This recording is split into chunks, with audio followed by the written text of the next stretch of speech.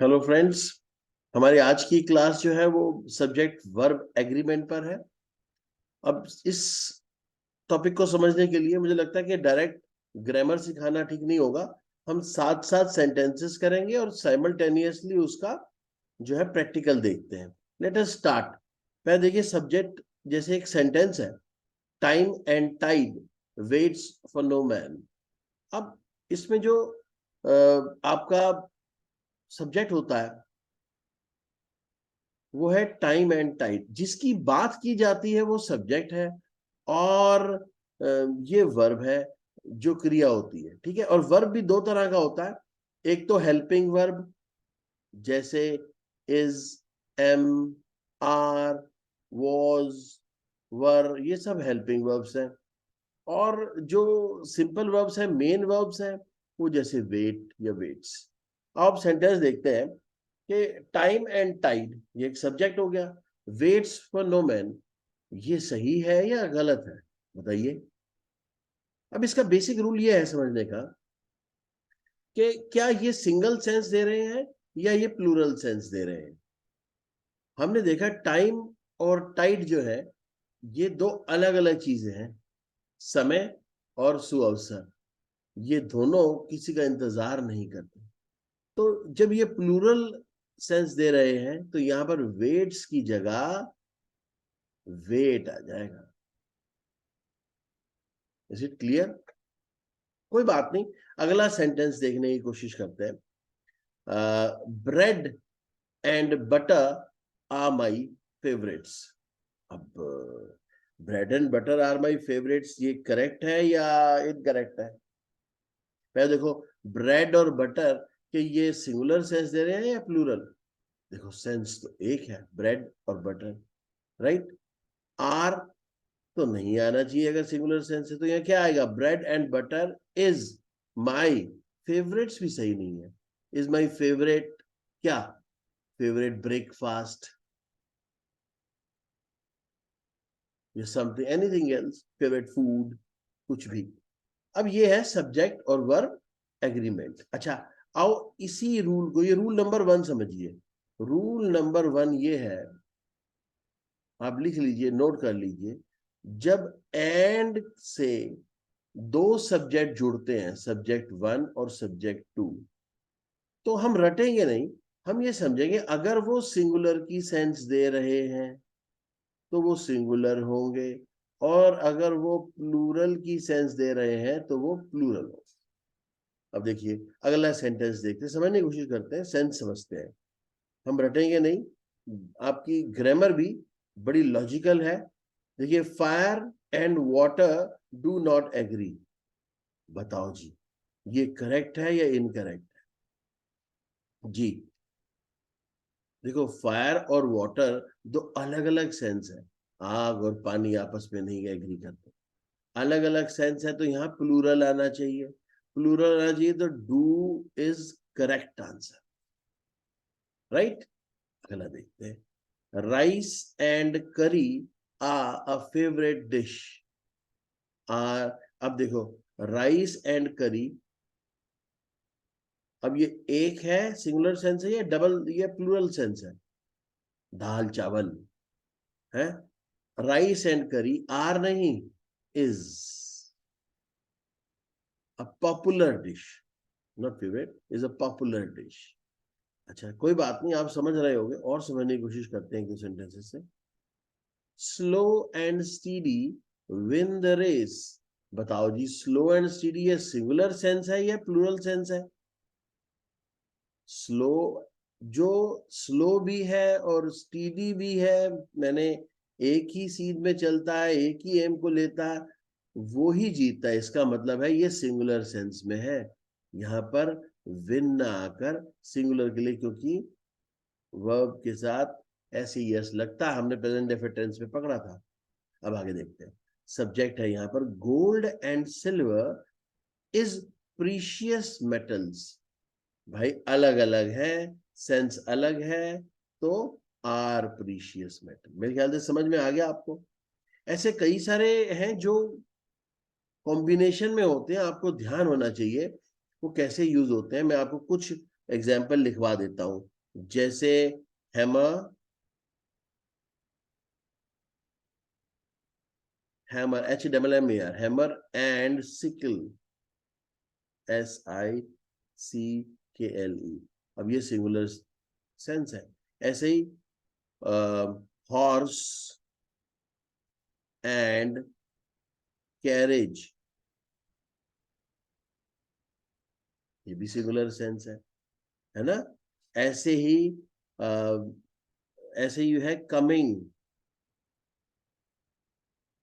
And going, देखिए singular sense है।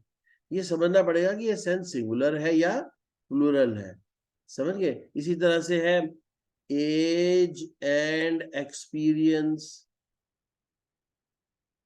Generally 99% इस तरह के सेंटेंसेस सिंगुलर फॉर्म में होते हैं, ठीक है। अच्छा आगे बढ़ते, ये तो था रूल नंबर 1। अच्छा अब आते हैं, थोड़ा सा और बढ़ते हैं आगे। Your uncle and aunt wants to settle in Delhi. तो अब देखिए, ये अंकल एंड आंट्स ये प्लूरल सेंस में है या सिंगुलर सेंस में, बताओ जी। अंकल एंड आंट दो है ना, तो क्या आएगा, वांट्स या वांट?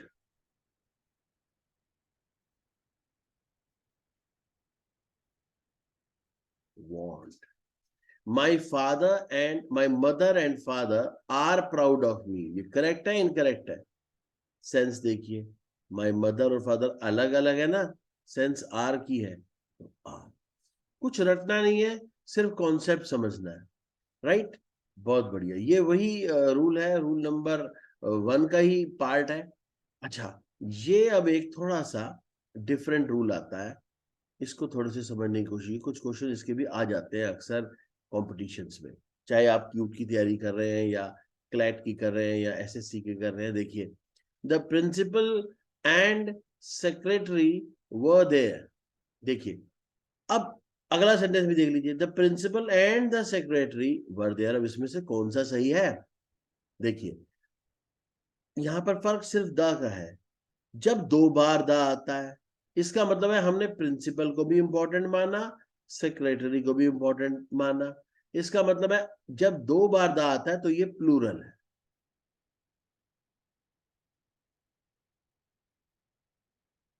और जब एक बार द आता है, इसका मतलब द प्रिंसिपल एंड सेक्रेटरी, ये एक ही व्यक्ति है, यहां पर सेंस सिंगुलर होगी।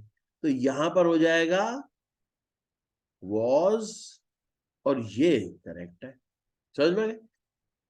The principal and secretary is singular, the principal and the secretary means दोनों अलग अलग है। एक और एग्जांपल देखते हैं, सिर्फ दा से ही नहीं है, आ से भी बन जाता है ये सेंटेंस, जैसे अ पोएट एंड फिलोसोफर।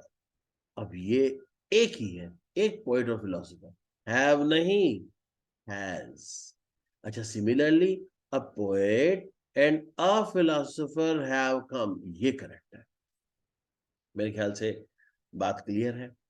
एक और सेंटेंस देखते हैं, समझने की कोशिश करते हैं। My uncle and guardian has come to see me. अब इसका मतलब माई आ गया ना, अब अंकल और गार्जियन एक ही है, हैज करेक्ट है। माई अंकल एंड माई गार्जियन, 2 बार माई आ गया, तो अंकल अलग है, गार्जियन अलग है, तो यहाँ हैज ना होकर हैव हो जाएगा। ये ये रूल नंबर 2 समझ लीजिए।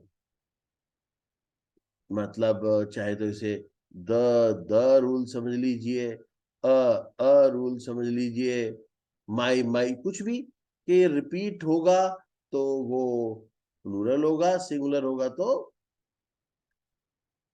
अब आगे बढ़ते हैं। अच्छा, थोड़ा सा और एक बार देखते हैं। A cat and white, sorry, a black and white cat was mewing. अब देखिए, ब्लैक एंड वाइट एक है ना, सिंगुलर है, तो वर नहीं आएगा, वॉज आएगा। ऐसे ही a black and a white means दोनों अलग अलग हैं, ये वर करेक्ट है। ये रूल नंबर 2। अब आगे आते हैं रूल नंबर 3 पर। अब जब भी किसी सेंटेंस में ईच से शुरू होता है सेंटेंस, एवरी से शुरू होता है, आइदर से शुरू होता है, नाइदर से शुरू होता है, ये सब में सिंगुलर वर्ब लगता है। अब इसके सेंटेंस देख लेते हैं। Each pen and each pencil are red ना, each pen and each pencil is red. Each boy and each girl are laborious ना जी, क्या आएगा? Is laborious. अच्छा, each of these 4 pens are red ना जी, इज रेड।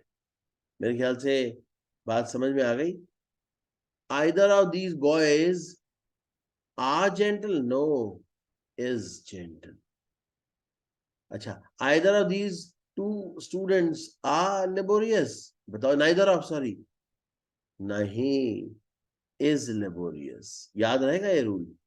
अच्छा, ये सेंस भी आप समझो इसे, अगर हम याद भी ना रखें। नीदर ऑफ या नाइदर ऑफ दीज 2 स्टूडेंट्स, इसका मतलब है कोई भी नहीं, इसका मतलब प्लूरल तो होएगा ही नहीं ना। आइदर ऑफ दीज 2 बॉयज, इसका मतलब है कोई एक, सेंस सिंगुलर की है ना। ईच पेन, देखो ईच मैंने हर एक, सिंगुलर सेंस आ रही है, इसलिए हम इसे सिंगुलर समझते हैं। इस तरह से भी समझ सकते हैं। अगर देखिए each of them were a robber ना, was a robber. Each boy were handsome. Each boy was handsome. अच्छा, अब एक अगला रूल देखते हैं। अब रूल नंबर 3, देखो जी, ये रूल है मैनी आ, अगर कहीं आ जाए तो हम क्या करें? Many a boy go to college on time, ये करेक्ट है या इनकरेक्ट है? देखो, मैनी आ सकता है, मगर मैनी आ का मतलब है सब कुछ सिंगुलर,